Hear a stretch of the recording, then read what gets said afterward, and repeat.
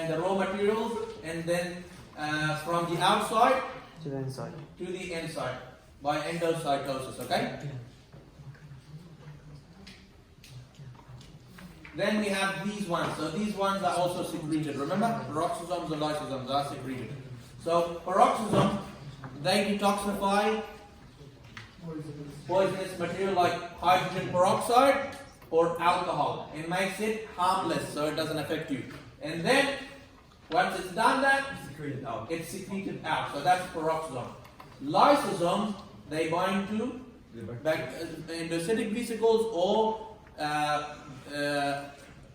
old cellular parts that need to be recycled. Okay, so it fused with endocytic vesicle with the bacteria by digestion, and the residual waste is removed out of the cell. And it can also, as I said, old damaged organelles and cellular debris. What is cellular debris? Cellular waste. Okay. When a cell breaks down, it makes debris, makes waste. When a cell dies, there's different parts of it everywhere. This is called cellular debris. Okay? So these lysosomes are good at removing that. They're like the rubbish cleaners of the cell. Lysosome remove damaged organelles. Damaged organelles, Remove. they break it down and recycle it. And also, when a cell dies and breaks up, okay, it makes pieces of the cell everywhere. This is called cellular debris. Okay? So the take-home message is make sure these are secreted, okay? Secreted out of the cell. This one is secreted, it's detox secretion. Okay, the mitochondria is the powerhouse. This is where ATP is made, okay? So the basic thing to know here is that the mitochondria is a double membrane, okay? It has these folds in it, which we call the cristae, okay? The cristae. Now these folds are important to increase the surface area because this is where the reactions are happening to produce ATP. So the enzymes are available there. If you increase that area, you make more ATP. It becomes more efficient. And remember that mitochondria have its own DNA, okay? Yeah.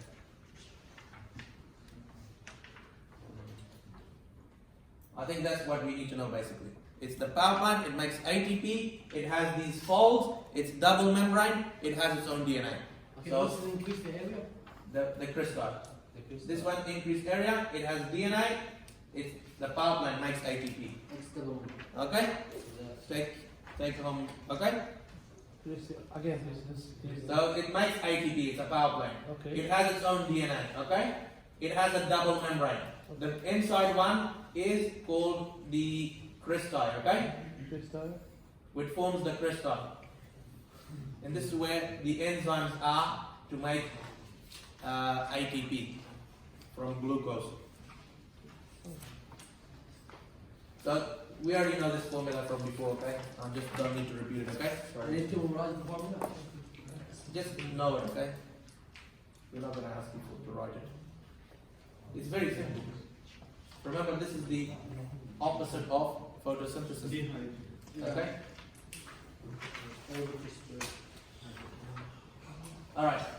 So the cytoskeleton, remember, is for support. Okay, so cytoskeleton is made up of two filaments, okay, two fibers. One is microtubules. It's made from a protein called tubulin. So if the cell needs to make a cytoskeleton, and it needs actin, does it make it on free bound or free floating or bound ribosomes? Free floating. Free floating, huh? Because it needs for the cytoskeleton actin. It's inside the cell. So this protein actin would be made by free floating, correct? Free floating ribosomes. Tubulin as well, because it's immediately needed in the cell. If it's not, this protein makes up, you see here, there's the cytoskeleton. It's inside the cell, it's not outside. So to make this, we need free floating ribosomes. These two proteins. Okay? And actin, both for free floating ribosomes. It's on YouTube, okay? Watch it again. This two protein is free ribosome. This axin and Yeah. nucleus. Because it's needed immediately in the cell. It's for the cytoskeleton. Now, sometimes these cytoskeletons attach to glycoproteins. You know what glycoproteins are? Yeah. So, glycoprotein, make sure you know what glycoprotein is, okay? It's in Glycoprotein is, so underline it, you should know what it is, okay? I think we mentioned, we'll come to it, okay? When we're talking about the plasma membrane, I'll come to it again, okay? It's basically a protein with a carbohydrate, short chain of carbohydrates. And this one, or sugars, short chain sugars, it attaches to the cytoskeleton. It anchors the cytoskeleton, okay? Now in terms of other structures, we have, in the cell, we have cilia, flagella and centrioles. So the key things to know that here is that these are movement, okay? And this is for cell division, okay? So if there was a problem with the centrioles, okay? Can you have cell division? Equal cell division? Centrioles is with mitosis. Yes. If there's a problem with this, can you have cell division? No. Okay, so remember that if there's a problem with it, the cell can't divide and the chromosomes can't separate, okay? So you will have uneven, unequal distribution, okay? But then let's read what they said. It's on YouTube.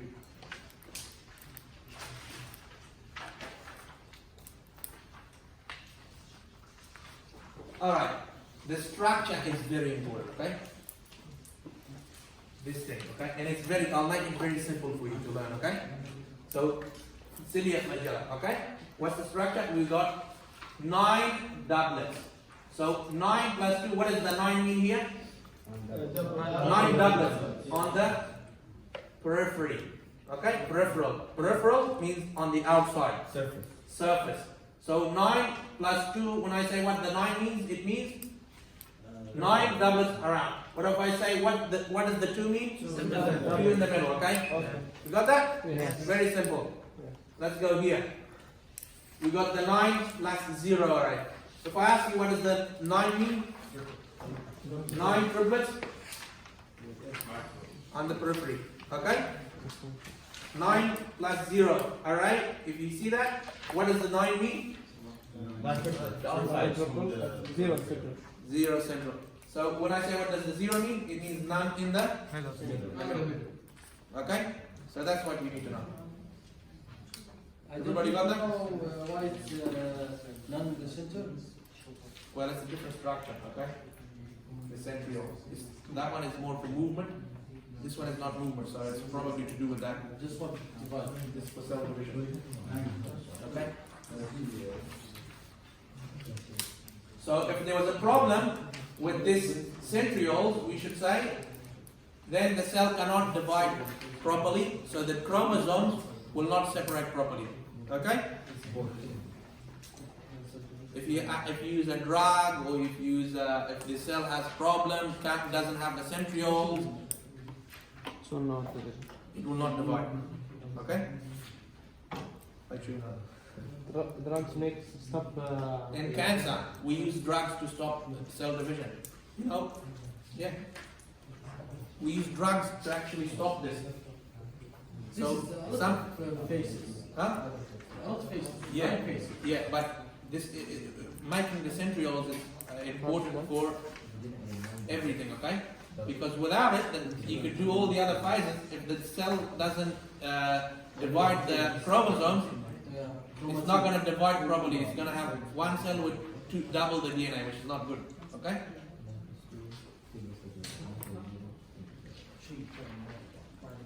We're going to get to salah and things, you know. Alright, so the plasma membrane, remember, is important in cells. And we say all living things have this plasma membrane. And the thing that is important, it's selectively permeable. Okay? So it can control the movement of substances in and out of the cell, okay? And it also allows information to transfer from outside to inside of the cell. Okay, so if we have a look at the plasma membrane, it's made up of lipids, which are the phospholipids. It flashed. Alright, so the plasma membrane, it separates the cell from the environment. It's selectively permeable. It means it can control what moves in and out of the cell, and it can help the cell get information from outside of the cell. Okay? What's the information? What's kind of information?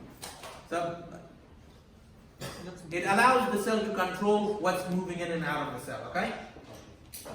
So it's basically like this classroom. Okay? It's got the walls. It keeps us in here. It protects us from the outside environment, from rain, from everything. You know. So it keeps the functions of the cell. Otherwise, if you didn't have the plasma membrane, you know, the liver cells can't do their function compared to the kidneys. All the cells, you know, they won't be cells, obviously. So it does. It compartmentalizes functions. And it's important for the cell because it won't be a cell if it doesn't have a plasma membrane. Something has to contain it. Alright, so the plasma membrane is made up of lipids. For example, the main lipid is a phospholipid, okay? And cholesterol, which helps to give it strength. And then you have these proteins which give the majority of the functions, okay? Most of the functions of the plasma membrane come from the proteins. And then you have some carbohydrates here. So we call this type of carbohydrate, which is joined to a protein, we call it a glycoprotein. So if you have these small chain of sugars, okay, connected to a protein, it's known as a glycoprotein. Circle that. So you should know that. Okay, so when you look at phospholipids, we find that they have different structures important for its function. The head of a phospholipid, it's made up of phosphate, glycerol phosphate, which is hydrophilic, which means water loving. Okay, it's water soluble. And polar. And it's polar. That means it has a charge or so. Okay. Yeah. While the tails, these fatty acids, okay, the two fatty acids, they're hydrophobic. They hate water. Non-polar. Non-polar. So what happens in the plasma membrane? How are they arranged? Their heads face inside the cell or out of the cell, okay? Yeah. And the tails meet at the center because they are hydrophobic, non-polar. Non-polar. Gives it its mosaic shape, right? Yeah, so we'll talk about that in the fluid mosaic shape later on, okay? But it's important for that as well, the phospholipids. Okay? So the key things to know is the head is hydrophilic. It's made up of phosphate. The tail is hydrophobic. It's made up of fatty acids. And they form this bilayer, okay? What we call the phospholipid bilayer, okay? So the bilayer is made up of two phospholipids with the tails facing each other and the heads facing outside or inside of the cell. Because you can water. It's water. Yes. Clear?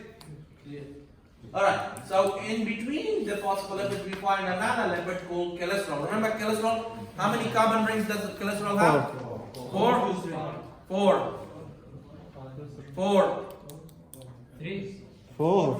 How many rings? 1, 2, 3, 4. Yeah. Like a movie. Where did you get 5 from? 3 yards. Maybe you confuse it with a 5 carbon ring sugar. This is the cholesterol, it's lipid. So it's 4 rings, okay? So the cholesterol helps to make this plasma membrane, give it strength, structural support. It helps to anchor the proteins, okay? It makes the plasma membrane strong but at the same time flexible, not rigid, solid. Okay? So you see this? It's rigid. It's not flexible. It can't flex. My hand, it's flexible. Okay? So the cholesterol makes it strong, but not rigid. Okay? It allows it still for movement. Okay? Where is it developed? Here. And also not too flexible. Not too flexible, not floppy, it falls apart. So that's why it gives it strength. It gives it modest strength and flexibility. That's why people suffer from cholesterol. Their cells are too rigid No. or too. Cholesterol, if you have high cholesterol, what happens is it clogs the arteries of the heart. It forms deposits in the artery of the heart, and it causes atherosclerosis, which can lead to heart attack. And the blood, you can move it. So in your heart, there's arteries, okay? Once it blocks the artery, blood can't flow, you get heart attack, okay? This is not our subject, so we can move on, okay? Alright, so the proteins, this is the most important part, okay? So make sure you know the function of every type of protein here, okay? So the membrane proteins are very important, okay? So we have different type of proteins. If we see the proteins, okay, let's go through them. So we have proteins that are integral, which means they're embedded, okay? Partially total or peripheral, they're just on the surface. Okay. So usually the part that is embedded will have no charge, okay? No charge, this part. Yeah. The part that are extended out, they're charged, positive or negative. So let's have a look at the different types of the proteins. Which one is it up? Integral? Integral, It's not no. integral. So in integral, How there's parts of it that have charge, these parts, and these parts Oh, don't have charge, okay? So let's have a look at the important part of the membrane proteins and their function, okay? So enzymes, we find that what their function is? They are catalysts, okay? Transport proteins, okay? Transport proteins like channels and carriers, they help to move molecules in and out of the cell, okay? So that's their function. Recognition proteins, okay? They help to recognize that the cell is yours, your body, your immune system, okay? Recognizes these cells as yours. Sorry. So recognition proteins we find on the surface, like where is it? Here's the individual. The increased protein that in the front. Oh, here. Okay, sorry. It's hard to read this. Slide is very dark. Yeah. So recognition proteins here, they help to identify your cells from foreign cells. Okay. So, for example, if a bacteria comes into your body, it doesn't have your self-recognition proteins on its cell surface. So what happens? Your body attacks it. Okay. You know, if you try to come through the university, you don't have your ID card. In the checkpoint, what is they gonna say? What are you doing here? Can't come. You can't come. The same thing here. The cell has this as an ID. In your body, your immune system is the soldiers, okay? They're going around your body looking for people, or I should say, cells that shouldn't be there, okay? Like the security in the university is looking for people that shouldn't be here. How do they know they shouldn't be here? Where's your ID card? Here's your ID card. Yeah, I'm here. I should be here. The ID card is your DNA. So it's the recognition. Recognize. Adhesion proteins, okay? Remember, very important. Underline it.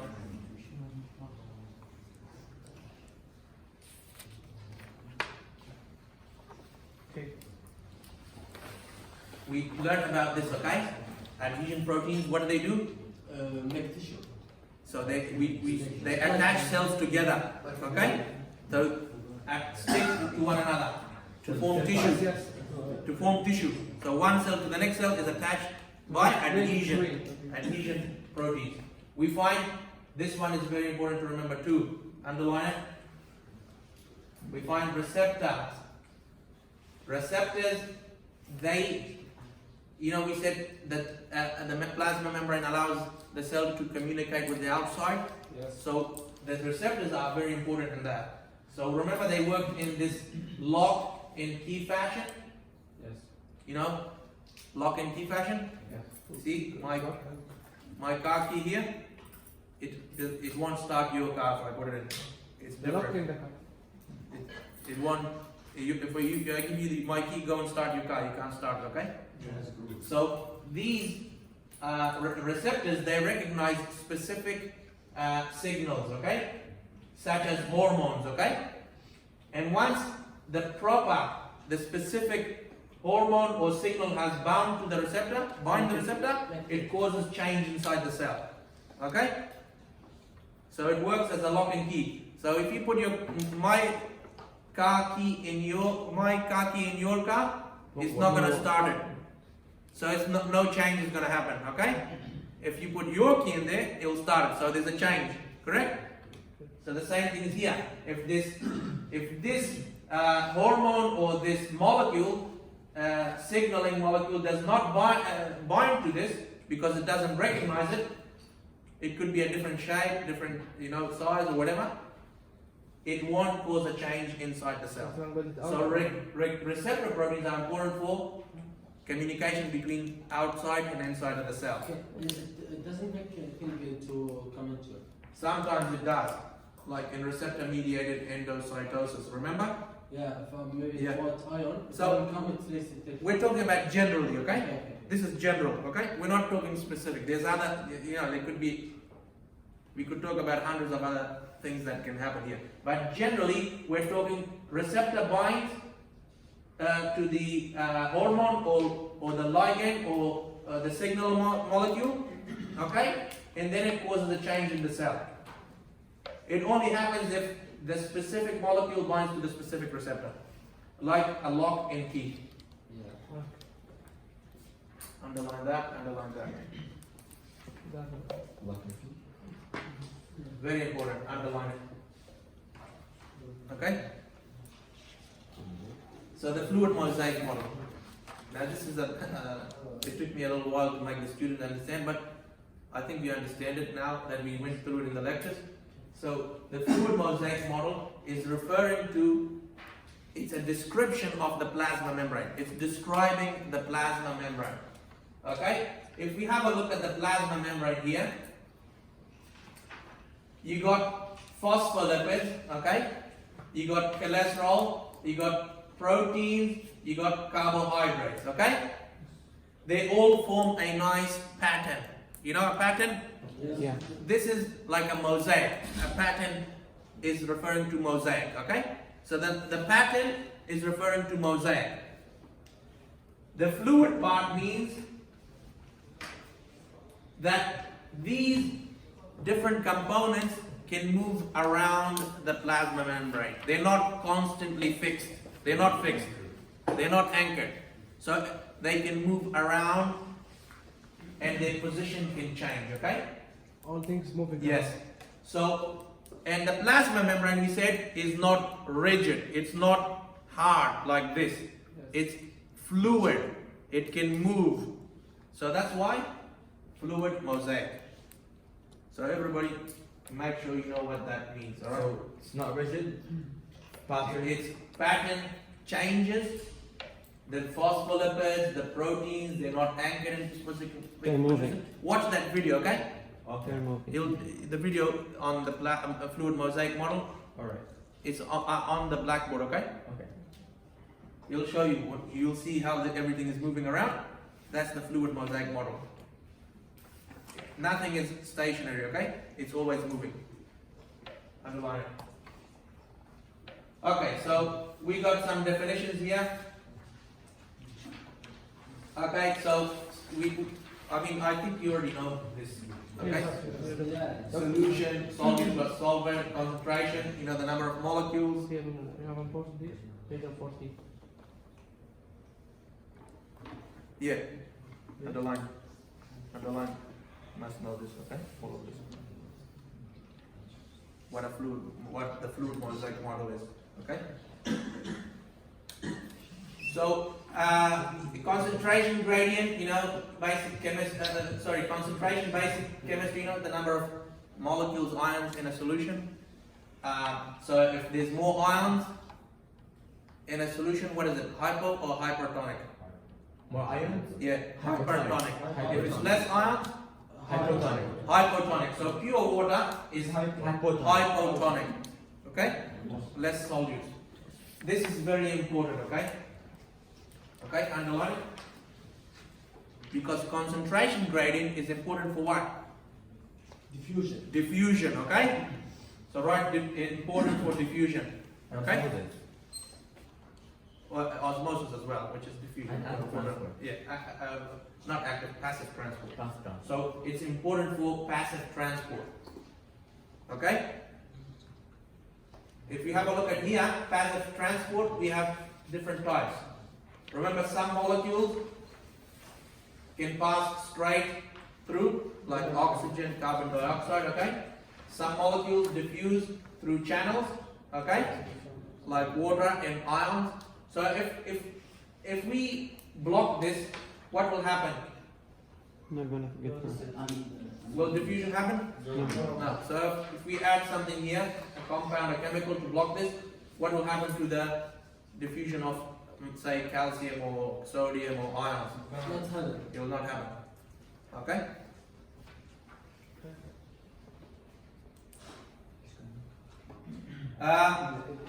So the other one is the carriers, okay? This is facilitated diffusion. What type of molecules? Carrier. Carriers, what type of molecules do they carry? Big molecule. Glucose, amino acids, okay? It's always open protein. So make sure you know what each one is carrying. Proteins and amino. So this This is is always open. Yeah, this one is always open. But we have ones that are non-gated, okay? Like this one, sometimes they close, okay? So, but the important thing is what each one of these in passive transport, okay? So the things in passive transport you need to know. Concentration gradient, okay? Number one. Number two, the three different types. This one's directly through. This one is through channels. If we block these channels, what will happen? No diffusion. No diffusion. This one is, so here we get water and ions, okay? Yes. Here we get amino acids and glucose, okay? Build molecules and they carry. All of this is happening by Diffusion. diffusion because of a concentration gradient. It's all passive.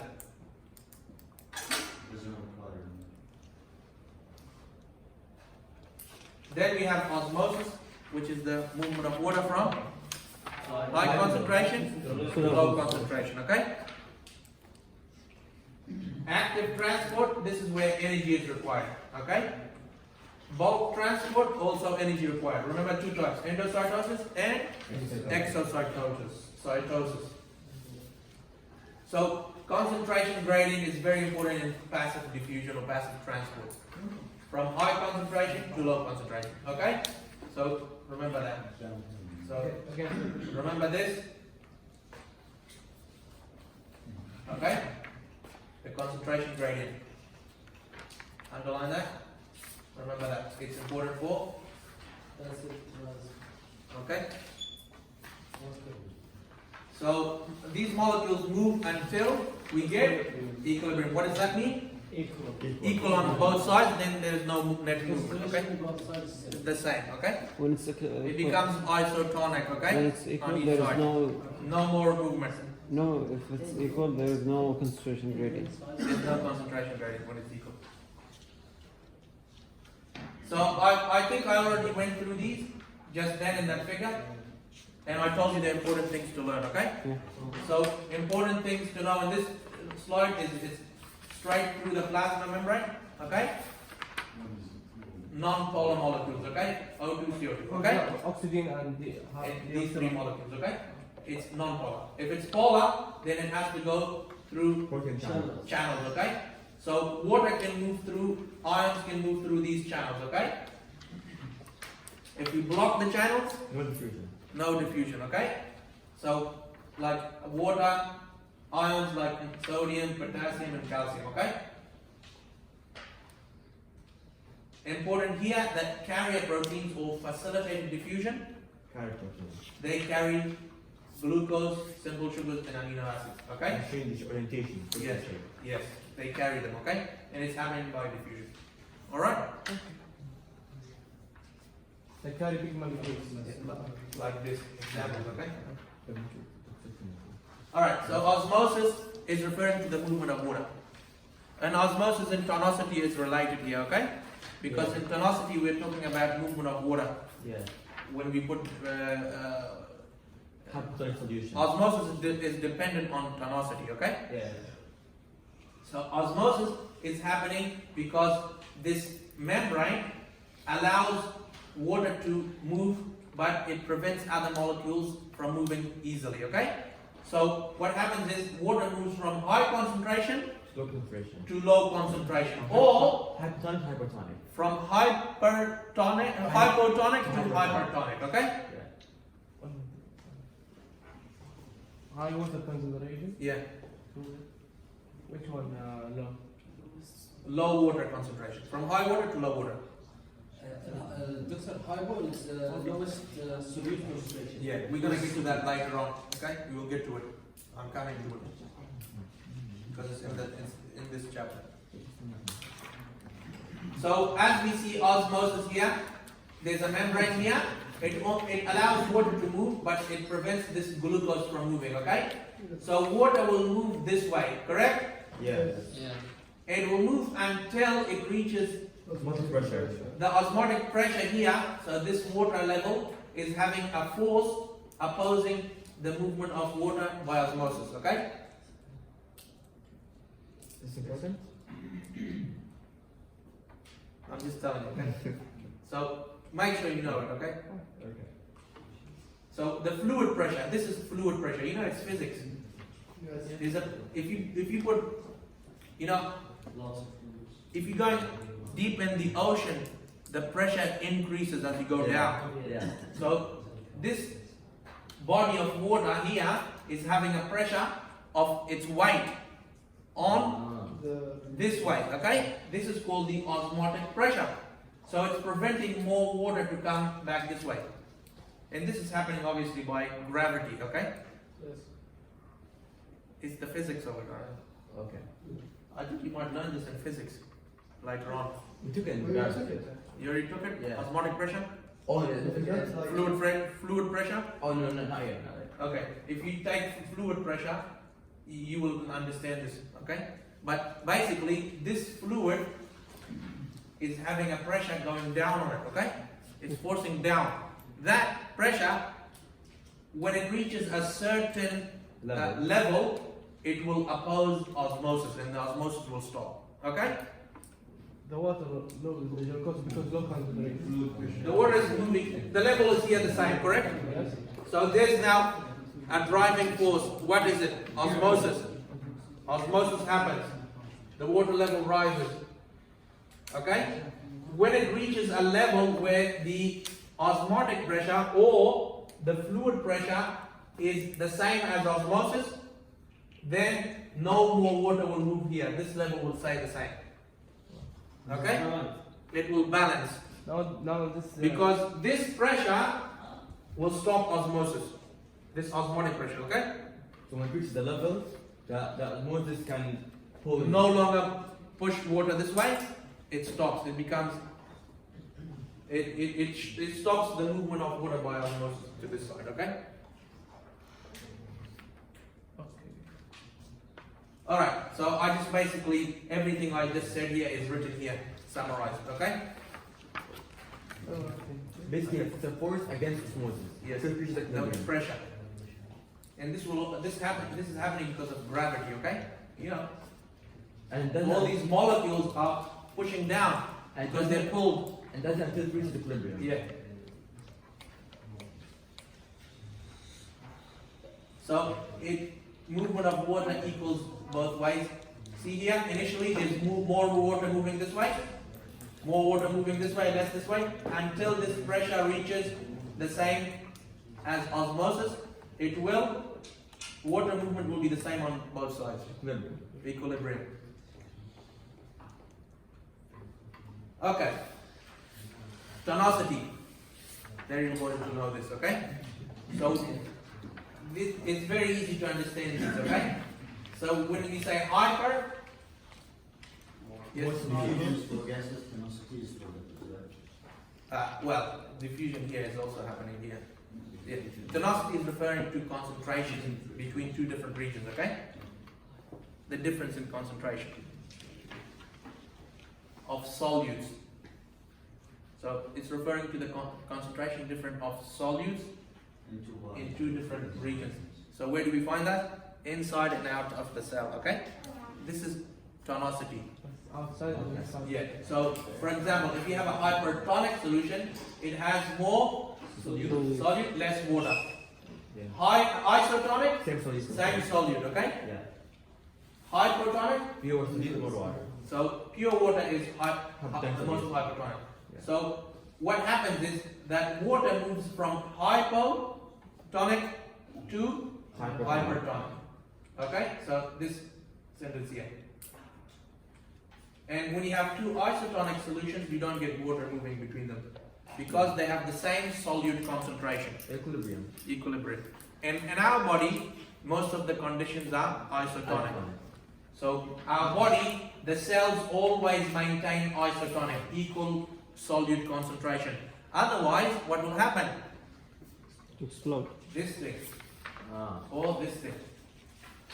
If we put our cells in isotonic, Normal. Normal. normal. The inside, the outside. Circle this figure, or actually circle it here, okay? Make sure you know this. This or this? Yes, all these three conditions, what happens in each one. So in isotonic, the solute is the same, okay? Yes. You got that? Yeah. Make sure you know this, it's very important. Isotonic is the same. Hypotonic, there's more solute inside the cell and less on the outside, okay? So water will move into the cell, Yeah. it will swell and burst. Inside is more. So more solute inside, so water will move by osmosis into the cell. If we put it in a hypertonic, the solution on the outside has more solutes compared to the inside of the cell. So water will move out of the cell and the cell will shrink and die. Okay? Yeah. Make sure you know those three, okay? So, doctor, so basically in hypertonic solution, oh my god. Basically in hypertonic solution, the solute inside is less than solute outside. Hypertonic. Yeah, hypertonic. Yeah. Hypertonic Hypertonic, the solute inside is is more than solute outside. So no, the solute outside is more than the inside. So it's outside more than inside. Yeah. Oh, okay. So you see, hypertonic solution, if you put these cells in hypertonic, it means there's more solute here, less there. Water will move out. Here, hypo, it's pure water. Less solute, more solute here. Water will move in. More water inside. More water will move inside. And less solute inside. Yes. So, And hyper and hyper. It's have problems. Yes. If you put cells in there, you'll have a problem. You can. That's why our body always is isotonic. Okay. Alright, so let's move on to now active transport. So active transport is the opposite of passive. Requires energy. Requires energy, it's happening from low concentration to high. So it's uphill. The other one is downhill, okay? So it needs energy like ATP, okay? And so it also has to happen through a membrane protein. Sometimes we call them pumps, okay? So active transport requires proteins, okay? And the movement is happening from low concentration to high concentration requiring energy. So this energy can be ATP, or it can be the energy from one molecule going downhill to push another molecule uphill. Yeah. Okay? Just like here. You see this molecule A is going downhill. There's more of it here, less here. So molecule B is going uphill, less here, more here, correct? Yeah. So for these two molecules to move here, once they bond, this will only transport the molecules once both molecules have bound, okay? So when you get A and B bound together, it transports them across the plasma membrane. The energy is coming from the concentration gradient of this molecule, the round molecule, okay? Okay, when the diffusion is passive, but it has energy. Well, the concentration gradient is like an energy. It's like a potential energy. Okay, you know potential energy Yeah. in physics, Yes. stored energy. So the concentration gradient is acting like a potential energy. So those molecules are breaking down for energy for those ones. They're not breaking down. They're just moving. Okay, Moving. so they're moving from high concentration to low. hydrolysis is not happening. No. It's just moving by passive diffusion, okay? But the other one, it binds to it at the same time and hitches a ride. Yeah. It holds on to the same transporter and gets a ride, okay? Because it have energy. You know, you want to go to the airport, you take a ride on the bus. The bus is moving, you hop on it, it'll move you. So this thing is already happening, okay? So this second molecule hitches a ride with the first molecule and it's moved across the plasma membrane. I can put either by using energy or by It can use using ATP or it can use downhill downhill force of against a the- molecule to move up, another molecule uphill. Downhill, but We explained this in the lecture, come on. Yeah, I spent like 10 minutes. You forgot that? yeah. downhill doesn't need the energy. The downhill doesn't need energy. The uphill needs energy. Where is it coming from? Downhill. Remember that question? There's water flowing and it's spinning a wheel and then it's grinding the grain, okay, to make flour. So where's the energy coming from? Downhill movement of water. So here, the downhill movement of this molecule is giving energy for this molecule to move down. Yeah, it's clear. So in bulk transport, we have two types. We have endocytosis, remember molecules moving into the cell, but in large quantities, okay? So bulk transport, large quantities of molecules are brought in or out of the cell. Endocytosis and exocytosis. It's happening in the opposite directions.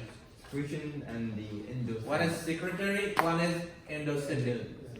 Okay. So they're membrane-bound vesicles, okay? So endocytosis, if it's bringing solids, okay? Solid, like bacteria or food particles, it's called phagocytosis, okay? Yeah. It's just like eating food, okay? Yeah. When it's drinking, okay, like drinking water, it's called inocytosis. So drinking. It's bringing water with dissolved solutes, okay? Like sodium, potassium, and whatever, glucose, whatever is dissolved in the water, okay? Phagocytosis eating bacteria. So phagocytosis is eating bacteria or food. Penocytosis, water, okay? Drinking. Very simple. Okay. Now, endocytosis can be selective. So, as I said, it can bind Receptor. a receptor like insulin. Okay? So, selective receptor mediated or selective, remember, is Insulin. Example Okay. insulin. insulin. Alright? Don't forget that. Non-selective is when it just surrounds whatever is on the outside and brings it in. Okay? Selective is when a molecule or a hormone binds to a receptor, okay, and causes endocytosis, okay. So this is selective. It only happens when the molecule binds to a receptor on the membrane, okay. So there will be receptors on the membrane here, Yes. like before, you know, receptors, like the lock and key. Yeah. So insulin comes by, and then the endocytosis will happen. Yes. If it doesn't bind, it doesn't happen. Okay? That's why it's selective or receptor mediated. Here, there's no receptors, it's just whatever's on there, it engulfs it and brings it in. So I just know the examples here basically. Example selected. Selected like insulin, okay? Example non-selected is like Anything, water, nutrients into the cell Okay. in the digestive system. Or, for example, it brings in a bacteria or whatever, okay? The insulin come in large quantities because that's Yeah, because there's lots of receptors here. When enough insulin is bound to it, like lots of it, and then it brings it in. Like if ask me what is selective? It's, for example, transport insulin, Yeah. and non-selective transport water Water or nutrients. or not. Okay? So the final thing we need to know is exocytosis, okay? And exocytosis is where it expels materials out of the cell, okay? So when cells are secreted out of the cell, it's happening in the opposite direction to endocytosis, okay? Yeah. So, secretory vesicles can come from the where? From the Golgi, or the lysosomes, Or the big or cells. peroxisomes. Yeah. They can move materials like release toxic waste, indigestive materials, and products, okay? So, what happens is the vesicles come, they fuse with the plasma membrane, and release the content into the outside, okay? Secretion. Yeah, and these processes, they also require energy, okay? Okay. Bulk transport. bulk. All the blood required. Bulk transport requires energy. Yeah. Okay. It's all energetics. After Yes. transport. Doctor, come again, last page 3. So, it's the opposite of endocytosis. And Vesicles like peroxisomes, lysosomes, which, when the lysosome fuses with the endocytic vesicle, what do we call it? Residual body, okay? Remember it was in that slide before? Yeah. So remember that? The residual bodies then are released by exocytosis, or the peroxisomes, they're released by exocytosis, or the secretory vesicles. all this isosome with bacteria. Yes. And this is double is when the lysosomes fuses with the Phagosome. phagosome. Phagocytic vesicle, or endocytic vesicle. That's called residual body. Secretary vessel is part of exocytosis. Yes. Secretory vesicles are moved out of the cell by exocytosis, as is the residual bodies.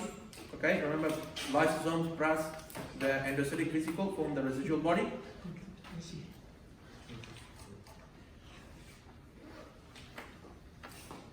I don't think we have it in this chapter, okay? Chapter 1. Chapter 1, but anyways, that residual body, remember it. Okay? Okay. Thank you very much. Thank you, doctor.